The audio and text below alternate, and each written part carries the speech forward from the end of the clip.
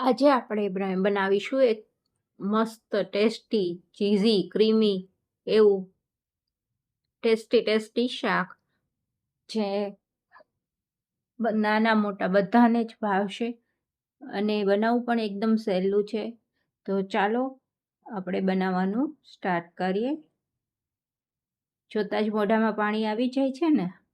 તો ચાલો આપણે બનાવીશું આ શાક. તો એ માટે મેં એક ડુંગળી લીધી છે અને એને આ રીતે કટ કરી લીધી છે. મોટી મોટી રફ જ કટ કરવાનું છે. એક મોટું ટમેટું લીધું છે અને 2 લીલા મરચાં લીધા છે. હવે આપણે એક કડાઈમાં થોડુંક તેલ લઈશું. એમાં ખડા મસાલા એડ કરવાના છે. મોટી એલચી, તજ, ચક્રફૂલ અને તેજપાન એ એડ કરી દઈશું. એટલે પછી આપણે ડુંગળી, ટમેટાં, લસણ, આદુ અને મરચાં આ બધું જ એડ કરી દઈશું અને મીઠું એડ કરી અને થોડી વાર સુધી એને સાતળી લઈશું વ્યવસ્થિત રીતે.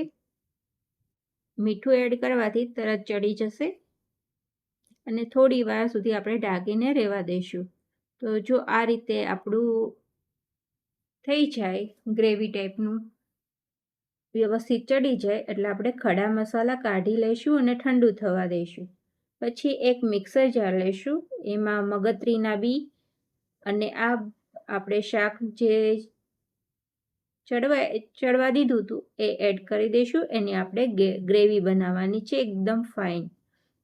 જરૂર પડે તો પાણી ઉમેરવું, નહીતર ના ઉમેરવું. હવે એ જ કઢાઈમાં થોડું તેલ લઈશું. એમાં જીરું એડ કરીશું અને લાલ મરચું એડ કરીશું અને થોડો એવો હળદર પાવડર એડ કરી અને મિક્સ કરી લઈશું. પછી આપણે આ ગ્રેવીને એડ કરી દેવાની છે અને વ્યવસ્થિત રીતે એને ચડવા દઈશું. ગ્રેવી જેમ વ્યવસ્થિત ચડે એ જ એનો ટેસ્ટ વધારે ફ્લેવર આવે છે. હવે એક ટિપ્સ આપું છું. જો તમે લાલ કાશ્મીરી મરચું ડાયરેક્ટ એડ કરો તો એનો કલર વ્યવસ્થિત ના આવે.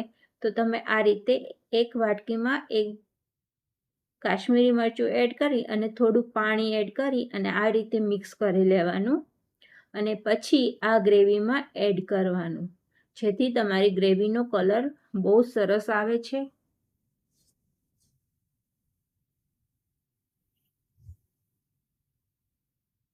અને આવી રીતે તેલ છૂટું પડવા લાગે ત્યાં સુધી એકદમ વ્યવસ્થિત ગ્રેવીને ચડવા દેવાની છે. સાથે જ આપણે પનીરને આવી રીતે નાનું નાનું કટ કરી લઈશું.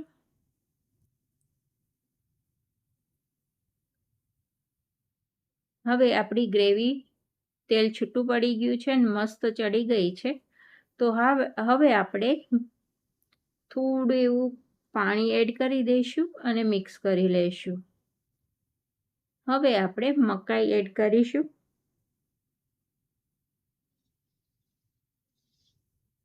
અને મિક્સ કરી અને થોડી વાર સુધી ઢાંકીને ચડવા દઈશું. તમે જોઈ શકો છો આપણે શાકનો કલર કેવો સરસ આવ્યો છે.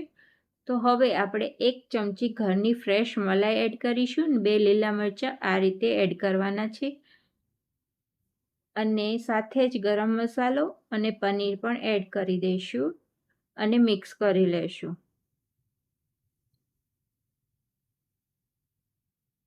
છેલ્લે આપણે કસૂરી મેથી એડ કરવાની છે. પનીર આપણે છેલ્લે જ એડ કરવાનું, જેથી કરી ચિગમ જેવું થઈ ના જાય. હવે આપણે થોડું એવું ઉપરથી ચીઝ એડ કરીશું. તો તૈયાર છે આપણું મકાઈ અને પનીરનું શાક અને ગરમ ગરમ સર્વ કરીશું ફુલકા રોટી સાથે.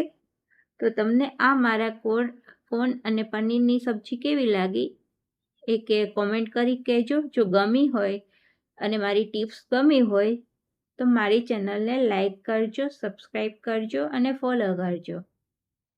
નવી રેસીપી સાથે ફરી મળીશું. આવજો.